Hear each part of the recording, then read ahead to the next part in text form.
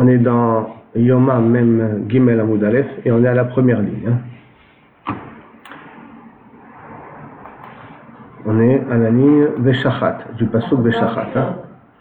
Veshachat Ota, dans le Paradouma, il y a marqué tu dois être Shochet la Paradouma.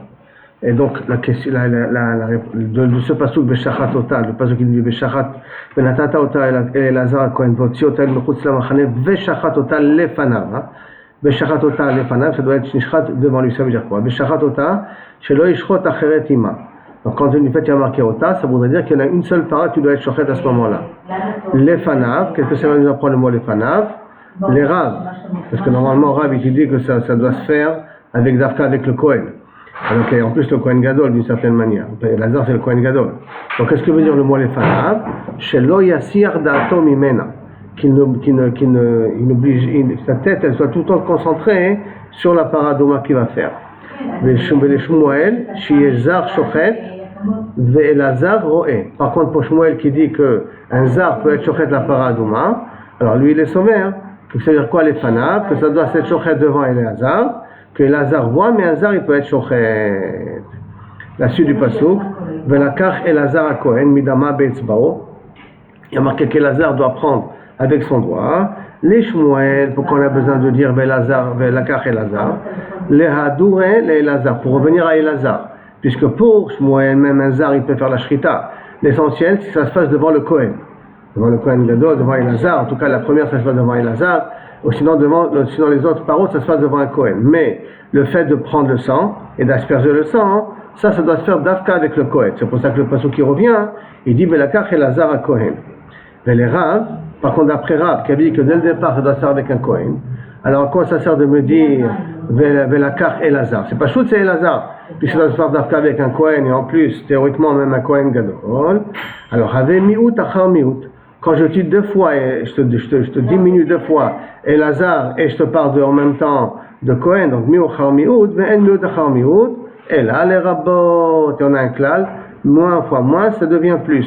Donc, quand je suis mémaïd, déjà, que je te dis que tu dois faire la shrita avec un Kohen, et après je te répète que tu dois prendre le sang et asperger avec un Kohen, et là ça vient inclure le Kohen idiot, que l'aspersion peut se faire aussi avec un Kohen idiot.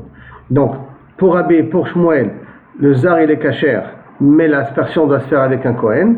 Pour Rav, la shrita doit se faire d'Afka avec le Kohen Gadol, mais l'aspersion elle peut se faire avec un Kohen idiot. La Gemara continue. Le pasuk qui dit Ve'lakach ha-Kohen. Je prends le pasuk, Ve'lakach ha-Kohen etz erez ve'ezov, il prend etz erez ve'ezov, ve'shne tolat, et deux fils de lin rouge, ve'ishlich el tor srefat apara, parce que je ne parle pas de ve'shni, ve'shani tolat, et du fil rouge, ve'ishlich el tor srefat apara, donc Ve'lakach ha-Kohen, il y a marqué, d'accord? Maintenant, de quel Kohen on parle? Ve'lakach ha-Kohen etz erez ve'ezov, ve'shne tolat, les Shmuel, ça veut nous apprendre qu'afilou be'Kohen idiot. Que même un Kohen idiot peut venir et jeter les éléments là dans le feu, comme on a appris. Est-ce qu'il faut que ce soit lourd, pas lourd? On a vu ça dans les pages précédentes.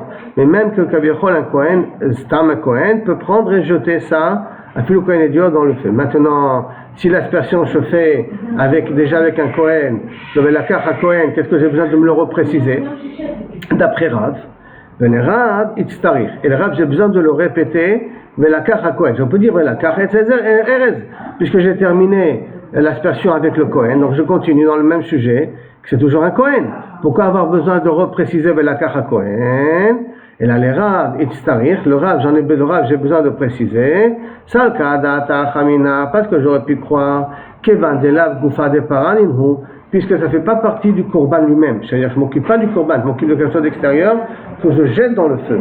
Le bois de chêne, le petit arbuste qui est sur le mur, et le fil de lin rouge. Donc ce sont des choses qui sont extérieures, comme des kevan, des laves goufa des para, puisque ça ne parle pas du travail même sur la paranino. L'olivei Kohen, peut-être j'ai pas besoin de faire ça avec un Kohen. Kamash malad, c'est pour ça que le passage qui se répète. Et il dit, Ve'lakach ha-Kohen, pour me dire que même cette avoda qui n'est pas directement liée à la para, elle concerne à faire para, mais elle n'est pas liée à la para elle-même, je peux le faire, je dois le faire avec un Kohen. La suite du pasuk, c'est Ve'chibes begadav ha-Kohen, Ve'rachat ve'saro b'mayim, il se lavera ses habits et et le Kohen aussi, il devra faire mikvé. Après, il pourra venir à Machane. Il faut attendre Arev Shemesh pour pouvoir revenir dans le Beth Amikdash. Ça veut dire qu'il est Tvulium, il est Tamé jusqu'à la tombée de la nuit. Maintenant, comment il y a marqué Bechibes, Begadav HaKohen? Le mot HaKohen ici, il est en plus, puisqu'on est tout de suite après la procédure. Donc, il suffisait de dire Bechibes, Begadav. Pourquoi avoir besoin de préciser Bechibes, Begadav HaKohen? Qu'est-ce que le mot HaKohen vient nous rajouter de plus? Réponse, Bekihuno. Bekihuno, ça veut dire que tu dois, c'est un mot que donc, Bechibes Alav HaKohen, le mot HaKohen il est en plus, et là, ça vient nous apprendre qu'il faut Dafka, qu'il fasse Dafka avec les Bigdei Keuna et pas avec les Bigdei Chol. Que la Voda doit se faire Dafka des Bigdei Keuna. Après, Vetame HaKohen Adaerev, donc Bechibes HaKohen Vetame HaKohen Adaerev, Kohen Bekihuno. Maintenant, les Dorot, le Kohen Bekihuno, que Kaviachol, le Kohen, il doit continuer à la même avoda qu'il a fait la première fois, elle sera la même chose qu'on apprend pour Para les Dorot, pour tous les autres vaches rousses qu'on va faire. Le Kohen doit se faire avec ses habits, Dafka, Lavka, les habits du Kohen. Donc, Vetime à Kohen Adaerev, Kohen Bekihuno les Dorot. Que le Kohen devra travailler dans les générations futures aussi avec ses habits pour faire la Para Adouma. Maintenant, la Gemara a dit, Nanicha, les mandé Amar, les Dorot, Bekohen et Diot Shapir. Que si tu me dis que les Dorot, on peut faire la Voda avec un Kohen Idiot et l'Avdafka avec un Kohen Gadol. Et là, les mandé Amar, les Dorot, Bekohen Gadol, que même les générations à venir, il faudrait que l'Avdafka, ça soit un Kohen Gadol qui le fait. Ashta, Kohen Gadol, Bainan, Bekihuno. Maintenant que tu parles d'un Kohen Gadol, tu as besoin de me dire qu'il est aussi avec ses habits et qu'il va besoin de le faire les années suivantes avec ses habits. C'est pas shoot.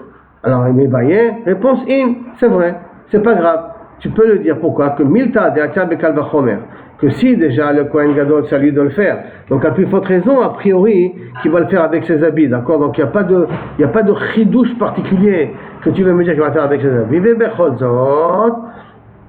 Qu'est-ce que je dis? Que Milta de Atia Bekal Vachomer, Tarach Vekatav Lakra. Que même quelque chose que tu aurais pu dire à Kal Vachomer, si je veux faire avec le Kohen Gadol, la plus forte raison qu'il doit faire avec ses habits, Bekihuno. Alors, mais j'aurais pu l'apprendre de Kal Vachomer, quand même je t'apprends un pasouk, parce qu'un pasouk peut être enseigné même Bekal Vachomer. Même que je peux apprendre Bekal Vachomer, Tarach Vekatav Kra. Donc ça peut exister ces situations-là, que le pasouk, Bechol Ofen m'enseigne quelque chose, j'aurais pu apprendre Bekal Vachomer. Ça existe des fois dans ces situations-là. Après, Tarach Vekatav Lakra. La suite du pasouk. Ve'asaf, le pasouk qui nous dit, la chose suivante, je lis le pasouk, Ve'niach, excusez-moi que j'arrive à voir le pasouk comme il faut, excusez-moi une seconde, mamash. Alors, Ve'asaf ishtaor et tefer apara, mais donc un homme taor, ishtaor, il n'y a pas marqué Kohen, Ve'asaf ishtaor et tefer apara, Ve'niach mechus la machane, et il le mettra sans dans le machane, le makom taor, Vaïta la date ben Israël, ça sera en tant que témoignage des Mishmeret, les Menida, Khatati, Khatati, attention, c'est bien Khatat, donc ça veut dire qu'il faut être tort pour le faire, mais les Menida, ça sera réservé pour l'aspersion. Ça sera réservé pour l'aspersion. C'est comme ça que nous dit le Passouk. Donc maintenant on revient au Passouk. Ve'asaf ishtaor et eferapara ve'iniach, il le posera ish. Alors pourquoi il y a marqué ishtaor? Pourquoi il n'y a pas marqué un Ve'asaf et eferapara? Pourquoi avoir besoin de préciser Ishtaor? Parce que juste auparavant, on parlait d'un Kohen, et on parlait d'un Kohen qui est Tahor. Donc pourquoi avoir besoin de le repréciser? Vasaf Ishtaor. Réponse Ish, l'archir et Hazar. Que maintenant, ramasser la cendre, ça peut se faire avec un étranger, donc l'avdavka avec un Kohen. Tahor, l'archir et Aisha. Tahor, ça peut être aussi une femme qui peut s'occuper à ramasser, si elle est Théora bien entendu, les cendres pour pouvoir les mettre de côté. Véniach, il posera, et après il y a marqué dans Vasaf Ishtaor, Véniach, il posera. Donc Véniach, Mechatat, c'est-à-dire que tu fais le mixture entre le Efer Para et l'eau, qui c'est qui doit le faire? Dans le Passouk, il y a marqué Véniach après. Vasaf Ishtaor, Véniach, Mechus la Machane. Donc le Véniach suit le mot Vasaf. Par conséquent, comme il suit le mot Vasaf, la Gemara déduit Mishesh Bodaat, Véniach, il faut que ce soit qui a le droit de le faire. Mishesh Bodaat, l'Aniach, celui qui a de la raison, ça veut dire qui est conscient de ce qu'il fait. Yatzou Chereshote Bekatan, She'en Ben Daat, l'Aniach, Chereshote Bekatan, ne sont pas conscients de ce qu'ils font. Donc eux ne peuvent pas faire la mixture de l'eau avec la cendre. Mais une femme, elle peut le faire puisqu'il y a marqué tahor. Et le fait de ramasser la cendre, ça peut se faire aussi avec un Israël puisqu'il y a marqué le mot ish, la saf ish. Donc jusqu'à là, si on résume, d'accord, la shrita, d'après Shmuel, elle peut le faire avec un zar, d'après Rav Dafka avec le Kohen Gadol. Les habits, l'aspersion doit se faire Dafka avec un Kohen. Le Kohen, il doit être Dafka, être habillé avec ses habits à lui.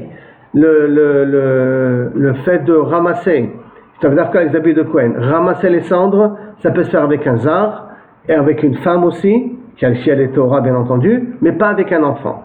Un enfant ne peut pas ni ramasser les cendres, ni faire la mixture de la cendre avec de l'eau. Dans la Gemara dit Nanatam. Maintenant, il y a une Mishnah. Je suis en train de me dire là maintenant qu'un katan, il n'est pas tourne. Voilà, il y a une Mishnah. Nanatam hakol ksherim le kadesh. Tout le monde sont ksherim le kadesh. Les kadesh, c'est quoi? C'est de mettre l'eau avec la cendre. Ça s'appelle feret mekadesh ici. Donc hakol ksherim le kadesh, tout le monde sont ksherim de mélanger la cendre avec l'eau. Chutz micheresh otev katan. À l'exception d'un cheresh otev katan, donc ça inclut les femmes. Donc pour l'instant, ça va très bien après ce qu'on vient de dire là maintenant. Rabbi Yehuda marchir bekatan ou posel baisha ou bandroginos. Par contre, Rabbi Yehuda il dit non, un katan il a le droit de faire la mixture de l'eau avec les cendres, mais pas une femme et pas androgynos. Bon, androgynos, puisqu'il a ça fait qu'il est une femme, on lui donne les dynimes d'une femme. Donc si tu me permets de le faire avec une femme, comme Tanakama il a proposé, de faire le mélange, d'être Mekadesh, de faire le mélange, alors à ce moment-là, l'androgynos il pourra le faire. Or, pour Rabbi Yehuda, une femme elle est psoula de faire le mélange, le kiddush, donc un androgynos, un androgyne, il est aussi pasoul. Maintenant la Gemara veut comprendre, chacun il a pris son deal. La femme elle est tmia kidou ou... Non, rien que dans un cas qu'elle est théora. Alors pourquoi selon la deuxième idéa, elle n'aurait pas le droit de faire? Attends, on va voir, il apprend ça du pasouk. Ah ok, mais c'est là. Il apprend ça, la Gemara va en parler tout de suite. Maintenant, Maïtama de Rabbanan, quelle est la svara de Rabbanan d'inclure la femme et d'exclure l'enfant? D'accord? Dirtiv, passé remarqué. Alors le pasouk qui dit comme ça. Ve lakru latame, me'afar srefat hachatat. Ils prendront pour le tamé de la cendre, chatat, venatan alav maim chaim el keli. Et il mettra de l'eau de source dans un ustensile mélangé avec la cendre. Il y a marqué velakru au pluriel. Alors qu'au départ on a parlé d'un Kohen, d'une personne qui le fait. Et pourtant on dit velakru au pluriel. Velakru latame, me'afar srefat hapara. Alors, année de pasle lecha be'asifa. Et comme le pasouk qui suit le pasouk qu'on a dit avant, be'asaf ishtaor, était faire apara, comme les pasouks se suivent, donc il veut déduire, d'après Rabbanan, velakru latame me'afar srefat hapachatat, iner de pasle le be'asifa, celui que tu as été possède pour ramasser la cendre, pasle lecha be'kiddush, tu es possède auto pour faire la mixture. Ve'aner d'archere lecha be'asifa, celui que tu as été marchir pour ramasser les cendres, archere lecha be'kiddush, tu lui permets de faire le mélange. Parce qu'en fin de compte, velakru me'fer apara, v'atno mechatat, c'est le kiddush, c'est la mixture de l'eau avec la cendre. C'est de ça que nous parle le pasouk velakru. Donc, et comme ils se suivent les pasouks, donc celui qui ramassera, ce sera celui qui pourra aussi faire la mixture. Donc, par conséquent, comme on avait appris ish taor, on avait inclus la femme, donc là aussi, on inclura la femme pour faire la mixture. Par contre, on a exclu l'enfant, là aussi, on exclura l'enfant. Ça, c'est la svara de Rabbanan. Ve'aner, de'akshirele be'asifa, akshirele be'kiddush. Et Rabbi Yehuda, d'où il apprend que Kaviachol, la femme, elle est psoula, mais l'enfant, il est kasher. Rabbi Yehuda, imken likrakra ve'lakach. Si tu veux me dire que c'est une suite du pasouk d'avant, alors le pasouk, il aurait dû dire ve'lakach. Pourquoi il est dit au pluriel velakru? Maï velakru. Pourquoi il veut dire velakru? D'afilou katan, de passer là, que même le katan qu'on a été possède en haut, de pouvoir ramasser les cendres, parce qu'il y a marqué ish, et de ish on avait exclu le katan, d'accord? On avait exclu le mot iniach, et du mot iniach on avait exclu le katan. Alors à ce moment-là, le velakru, d'afilou katan, de passer le katan, même que le katan qu'on a été possède là-bas, Acha kasher, il est kasher parce qu'on l'a dit au pluriel, en disant velakru au pluriel, on lui dit velakar, puisque c'est une suite du pasouk, j'aurais pu dire velakar, du fait qu'il dit velakru, donc j'inclus aussi le katan là-dessus. D'afil ou katan de passer lecha, il a le droit de faire la mixture. Atam, il passe lecha, atam, acha kasher. Maintenant, si c'est comme ça, la question de Yoram et la femme, puisque la femme, elle était, a priori, au départ, kshera, théoriquement, dans Ishtaor, ça devait être kasher. C'est un Rabbi Yehuda qui a exclu que la femme ne peut pas être Mekadesh. Alors maintenant, et la femme, comment il comprend? Veisha, Menale, d'où on apprend qu'une femme, elle ne peut pas faire la mixture, donc ça ne peut pas a priori être Mekadeshet non plus. Venatan, Velo Venatna. Parce que le passage qui dit Venatan au singulier, il n'y a pas marqué Venatna, Velo Venatna au féminin. Donc du fait qu'il y a marqué au singulier, Venatan el Maim Kelim, Maim Chaim el Keli, il mettra dans de Maim Chaim el Keli. Donc de là on comprend que c'est d'Afka un homme et pas une femme, parce que si c'est une femme, il aurait dû marquer Venatna et pas Venatan. La Magma demande, bon, tu vas expliquer ça par rapport à Rabbi Yehuda, qu'il a été médaillé du mot Velakrou, parce que c'est marqué au pluriel. C'est pour ça qu'on rajoute, on rajoute le katan avec ça. Alors, Verabanan, Ikativ Rachamana Velakar. Pourquoi il n'y a pas marqué Velakar? Pourquoi il y a marqué Velakrou d'après Rabbanan? La Rabbanan, Ikatav Rachamana Velakar, Venatan, au singulier. Pourquoi on n'a pas marqué de cette façon-là? Velakar, Venatan, les deux au singulier. Hava Amina, parce que n'oublions pas, il y a marqué Velakro au pluriel, Venatan au singulier. Au singulier, masculin en plus. Maintenant, il dit si, si la Torah a écrit Velakar, Venatan au singulier, Hava Amina, Adeshakil Chad, Viaïv Chad. Il faut que la même personne qui a pris la cendre, c'est la même personne qui va faire la mixture. Si vous remarquez, les deux au singulier. Katavra Hamana Velakro, mais comme ça que la Torah a dit Velakro, pour te dire que tu peux même faire une personne qui va ramasser, ce ne sera pas forcément la personne qui va faire la mixture. Vi, alors si c'est comme ça, j'avais écrit le deux au pluriel. Vi, Katavra Hamana Velakro Venatno au pluriel. Si on aurait utilisé le pluriel dans les deux cas, Ava Amina, on aurait pu croire Adeshakil Tre, Viahiv Tre, qu'il faut que le travail se fasse à deux. Que celui qui ramasse la cendre, ça soit deux personnes, et celui qui fait la mixture de l'eau et la cendre, ça soit deux personnes. C'est pour cela que c'est pour ça que Katav la Hamana Velakru Venatan, c'est pour ça qu'il a dit Velakru Venatan pour nous dire de Afilou, chaque lettre via Ifrad, même s'il y en a deux qui ont ramassé les cendres et un qui a fait la mixture, alors à ce moment-là c'est Moïl. D'accord? Donc de là, pour l'instant, qu'est-ce qu'on voit? Que de ce pasouk-là, de Rabbanan, ils ont expliqué leur façon à eux, Velakro au pluriel, pour me dire que c'est pas forcément celui qui a ramassé les cendres qui sera obligé de faire la mixture. D'accord? Ça peut être deux personnes différentes. Il faut quand même marquer Venatno au pluriel, parce qu'à ce moment-là, tu aurais pu croire que tout le travail doit se faire en couple de deux. Pour te montrer que le travail n'est pas obligé de se faire en couple de deux, il y a marqué Venatan au singulier. La Gemara continue, il y a marqué la suite de la passe où Velakar Ezov Vetaval Bamaim. Et tu prendras près du Ezov et tu le tremperas dans de l'eau. Vetaval Bamaim Ishtaor. Maintenant, Ishtaor, tu vas prendre ces fameux éléments-là, tremper dans l'eau pour asperger sur la personne. Ishtaor, les Rabbanan Ish, Velo Isha. Ça veut dire que maintenant, quand je vais asperger sur le malade, sur le tamé, il faut que ce soit un homme et pas une femme. Ish, Velo Isha. Tahor. Et donc, pourquoi il y a marqué Tahor, Ish Tahor, qu'est-ce qu'il y a dans le mot Tahor? L'Archir est à Katan, pour inclure le Katan. Ça veut dire que d'une certaine manière, on est obligé de dire que le Passouk, il vient m'apprendre ici un chidouche. Que déjà, le mot Ish, ça vient maintenant changer de ce qu'on a dit avant. Parce que si c'est la même chose qu'on a dit avant, alors qu'on a inclus d'après Rabbanan, on a inclus la femme. Si on a inclus la femme, on n'aurait pas eu besoin de dire Ish, mais la car Ish. Velakar Ezov Bemaim Ish Taor. On n'aurait pas besoin de dire le mot Ish.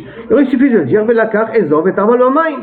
Puisqu'au départ on a permis que ce soit la femme, quand tu me dis après Velakar Ezov, je comprendrais que ça inclut automatiquement la femme. Alors pourquoi j'ai eu besoin de dire le mot Ish? Qu'est-ce que ça vient dire le mot Ish? Donc le mot Ish, ça vient ici exclure, ça va plutôt exclure et inclure. Le Ish, ça vient donc exclure la femme cette fois-ci. Bien que ramasser et mélanger, ça peut se faire par une femme d'après Rabbanan, mais l'aspersion, quand on va asperger sur le tamé, ça ne peut pas se faire avec une femme d'Afka. Ish velo isha. Ah, pourquoi il y a sur le mot Tahor? C'est pas tout qui doit être Tahor, puisqu'on a parlé juste avant aussi qui doit être Tahor. Et là, l'Archir est à Katan, pour inclure d'Afka le Katan. Ça veut dire que le pasouk de Ezov vient renverser la vapeur. Bien renverser la vapeur, ça veut dire dans un langage de mashma, le otsi mashma. Le otsi miyad mashma, ça veut dire le otsi changer tout de suite le din qu'on a dit avant. Vele Rabbi Yehuda. Par contre, pour Rabbi Yehuda, Ish, qu'est-ce que j'apprends du mot Ish? Velo Katan. N'oublions pas que Rabbi Yehuda, lui, l'avait inclus le Katan, qui avait dit qu'il pouvait ramasser et mélanger la cendre avec l'eau. Donc Ish, donc Vele Rabbi Yehuda, Ish, Velo Katan. Un Ish, il peut le faire, qui va exclure un Katan, il n'est pas sous. Vetahor, alors Vetahor, l'archir est Aïcha, puisque la femme, lui, l'a interdit. Là, le mot Vetahor, à l'inverse, il va inclure la femme en question. La Gemara pose la question, c'est comme ça que tu comprends ta toi Rabbi Yehuda. Et donc ça, je reprends que pour Rabbi Yehuda, pour asperger avec le Ezov, tremper dans l'eau et asperger sur le tamé, c'est un katan, il peut le faire.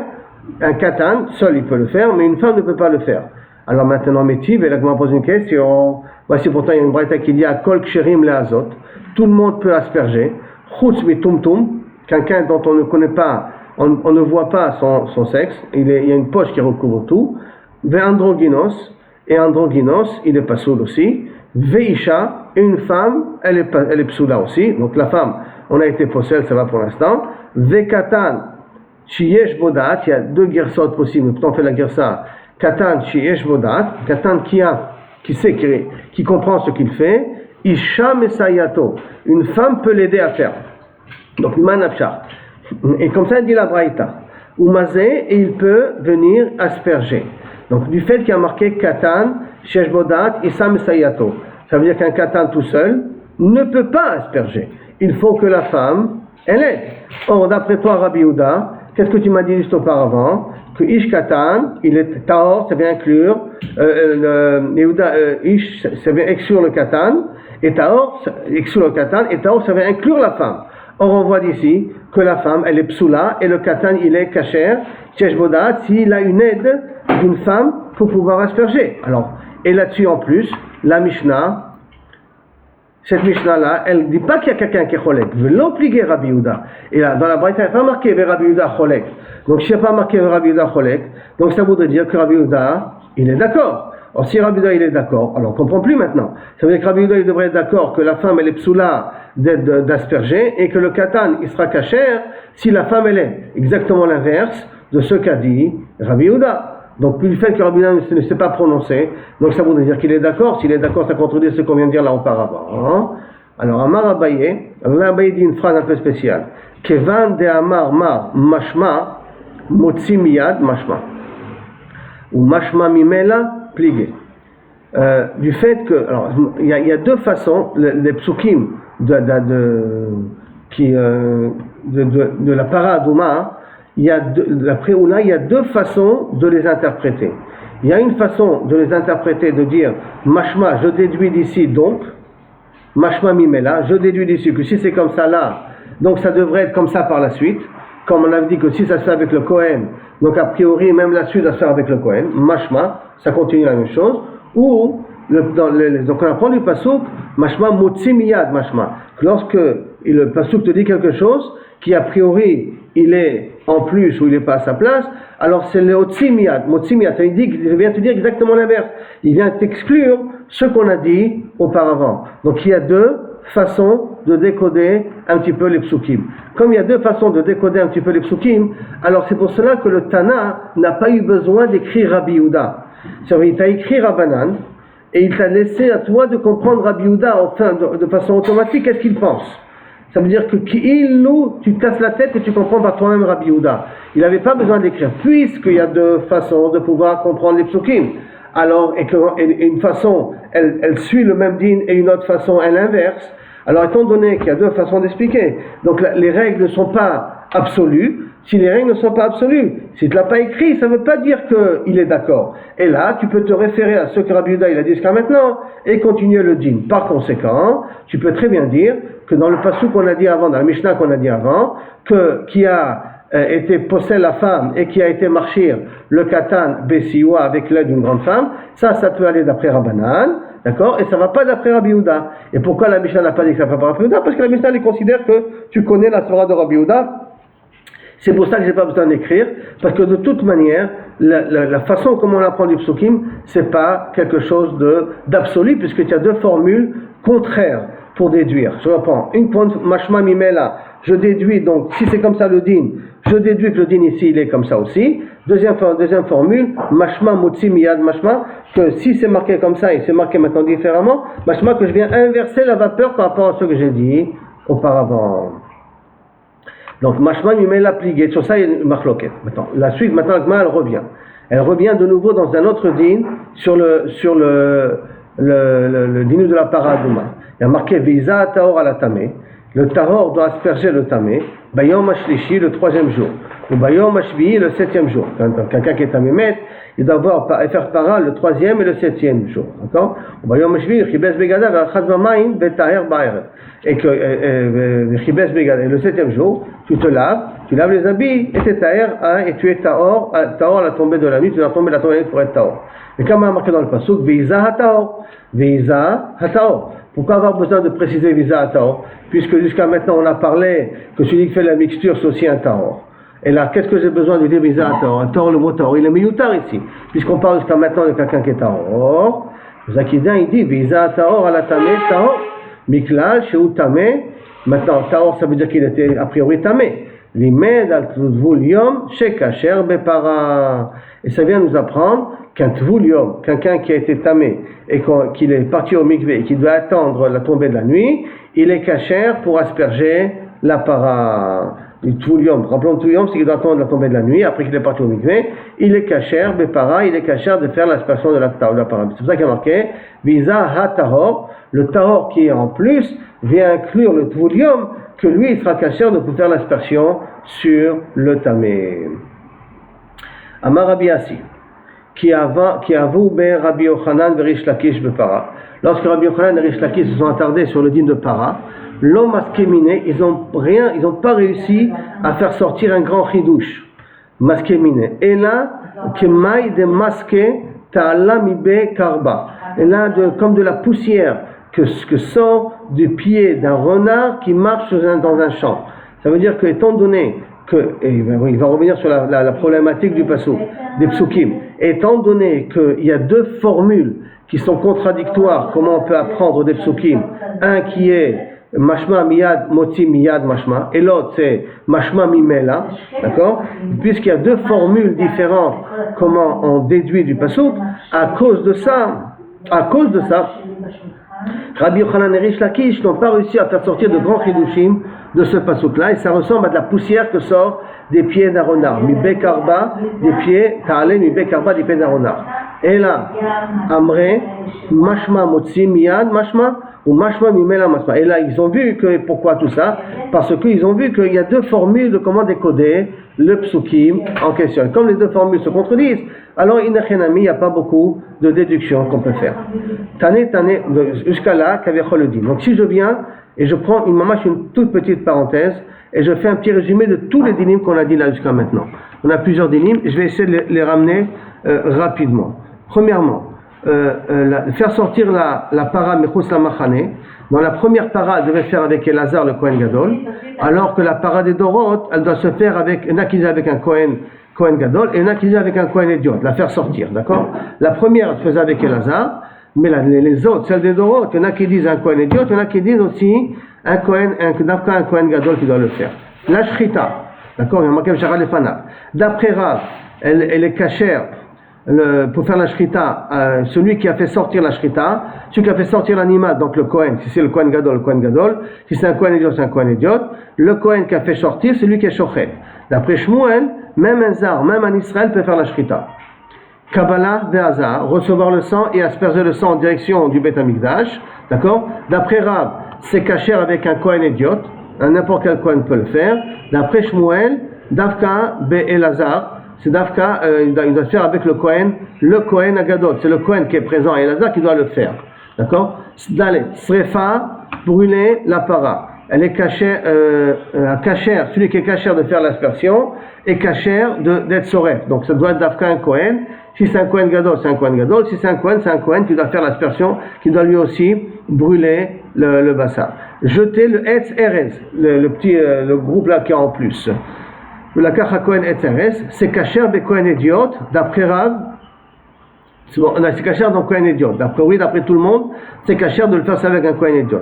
Ramasser les cendres elle est posée en dehors du Machane, d'accord? C'est kasher aussi bien Bézar, même en Israël, et même Beisha, mais pas avec un katan.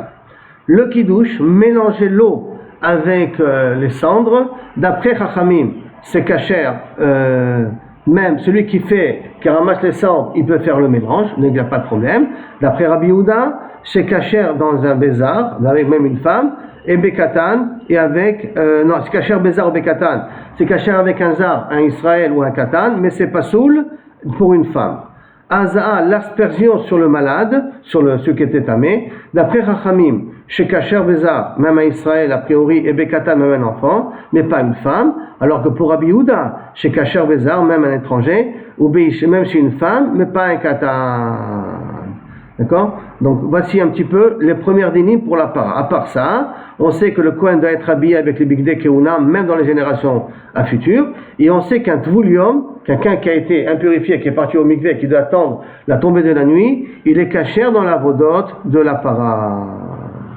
Et bien entendu, il ne faut pas la faire sortir avec une autre para, il faut qu'on fasse sortir que la para elle-même, qu'on va être chochet, et dans la para d'être chochet, une autre para en parallèle de cette para-là. Voici tous les dinim concernant la para Adouma. Donc maintenant je reviens à notre Gemara ici. On est à Tane Kame de Rabbi Yochanan, donc à peu près à la 7e, 8e ligne ici. Tana Kame de Rabbi Yochanan. Une fois, ça a été enseigné devant Rabbi Yochanan. Kol ashritot kshirot bezar. Tous les shritot des korbanot qu'il y a dans le Beth Amikdash, tu peux le faire avec un zar. Chutz Michel Para, à l'exception de Shel Para. Donc quelqu'un est venu, il lui a dit devant Rabbi Yochanan, sache que tous les shritot qu'il y a dans le Beth Amikdash, même un zar, même un Israël peut les faire, sauf la shrita de Para Adouma. Amar le Rabbi Yochanan lui répond d'une façon un peu agressive, Puk Tane le Bara, va et enseigner aux enfants en dehors du Beth Amikdash, Lo Mashrina, Lo Matina, Lo Matzino Shrita Bezar Psula. On n'a pas vu qu'une shrita est Psula Bezar. Donc si on n'a pas vu qu'une shrita est Psula Bezar, alors même un Israël peut être shochet la Para Adouma. Donc ça va, il va plus que comme Shmuel, que plutôt comme Rav. Rabbi Yochanan il va plus comme Shmuel, comme Rav. Il dit qu'elle est classe, même dans la Para Adouma, elle est kshera Bezar. Ça avec un Israël. Mais Rabbi Yochanan, l'homme est baillé le Tana de l'autre saïté. Et pour Rabbi Yochanan, c'est pas déjà qu'il est cholek sur le Tana. Et là, filou les rabbis l'autre saïté. Même sur son rab, il est cholek. Comment ça? D'Amar Rabbi Yochanan, Mishum Rabbi Shimon ben Yotzadak. Et Rabbi Shimon ben Yotzadak, c'est son rab. Et Rabbi Yochanan, une fois, il a dit devant Rabbi Shimon ben Yotzadak, Shritat para bezar psula. Son rab avait dit, Shritat para bezar psula. Ve'ani omer. Il dit Rabbi Yochanan, ça c'est mon rab qui dit comme ça.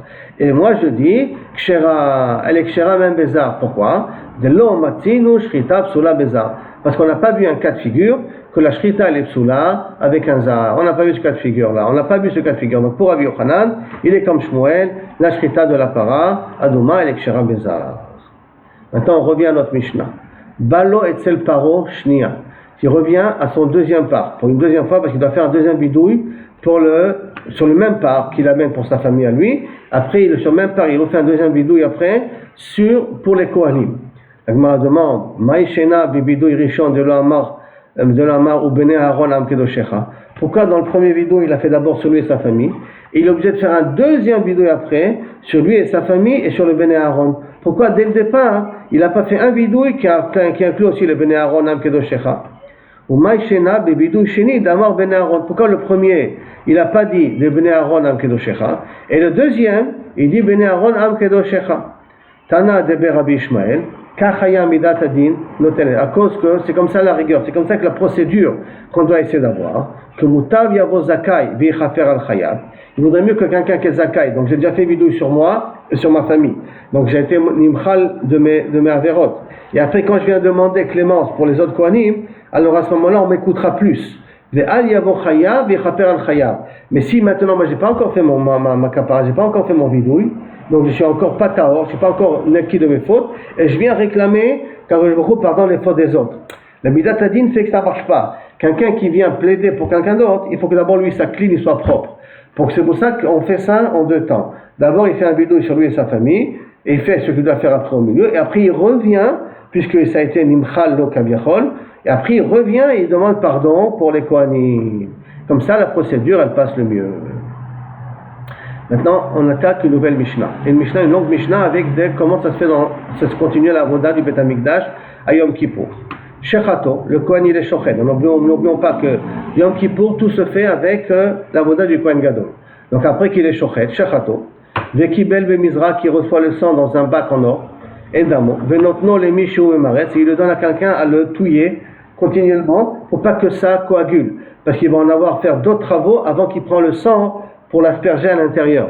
Donc il y a quelqu'un qui touille tout le temps pour pas que le sang coagule. Même à Resbo, à la Roved Arbi, sur la 4e escalier chez Baïchal. On va voir qu'en faisant ces escaliers qui sont en dehors du Oulam, hein. C'est dans l'escalier qui se trouve dans la Zarat Kohanim. Donc à 4e escalier chez Baïchal, Kedé chez Loïkroch, pour pas qu'il coagule. Natal Marta, il prend une pelle, Ve'ala les roches à Misbeach. Il monte en haut du Misbeach, au Pana Gechalim Elar Ve'elach, il y a des braises, donc il les sépare pour aller prendre des Choté Mina Meukalot Apnimiot, il prend des braises qui sont les plus cuites et les plus rouges. Vioret, il descend, Venia Chalaroved Ardi, il prend cette pelle avec les braises, il la pose toujours sur le 4e escalier chez Ba'azara, qui sont dans la Zara. Bechol Yom, chaque jour, Aya Choté Bechel Kesef. C'est qu'on prenait ces braises-là pour faire la ktoret à l'intérieur, il utilisait une pelle en argent. Ou me'aré les torches Zahab, et il la renversait dans une pelle en or. Hayom, Choté Bechel Zahab, Yom Kippour, il ramasse des braises avec en or. Ou Baya Machnis, avec la même pelle, il rentre dans le Kodesh HaKodeshim pour faire la ktoret à l'intérieur. Pour pas le fatiguer à faire pas transvaser d'une pelle à l'autre parce qu'on veut limiter les travaux pour le Kohen Gadol. Aya Machnis, ou Baya Machnis. Bechol Yom Choté Bechel Arba Kabin. Chaque jour il avait une pelle qui pouvait recevoir 4 cabines. Ou Maharé les torches Shalosh cabines. Et puis il versait sur une pelle qui avait 3 cabines pour que la quantité de cendre, de braise, elle est importante. Qui mettait pendant l'année, il met sur le Mizbeach. Ve'ayom Choté Becholosha Kabin.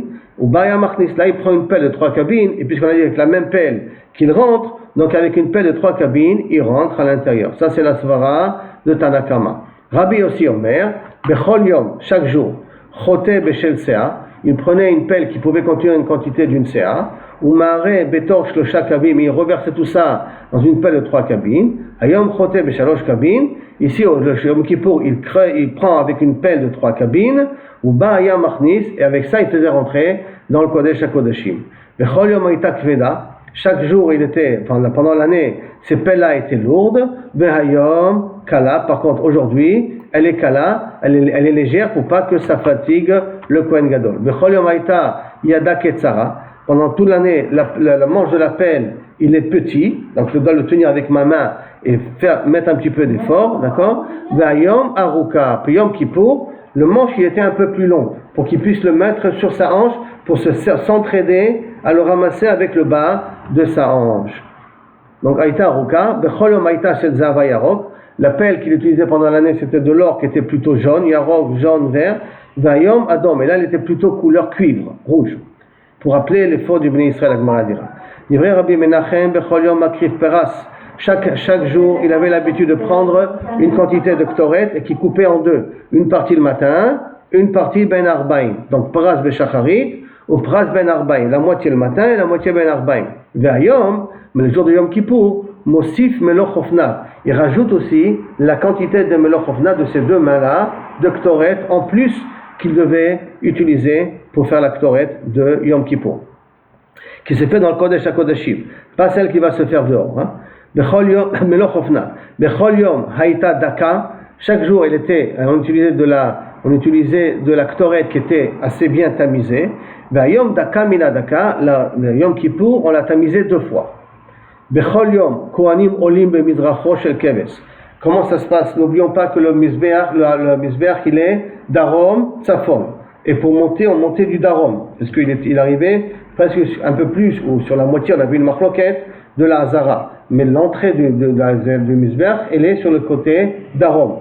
Donc comme il est sur le côté d'Arom, habituellement les Kohanim, ils doivent aller que par la droite.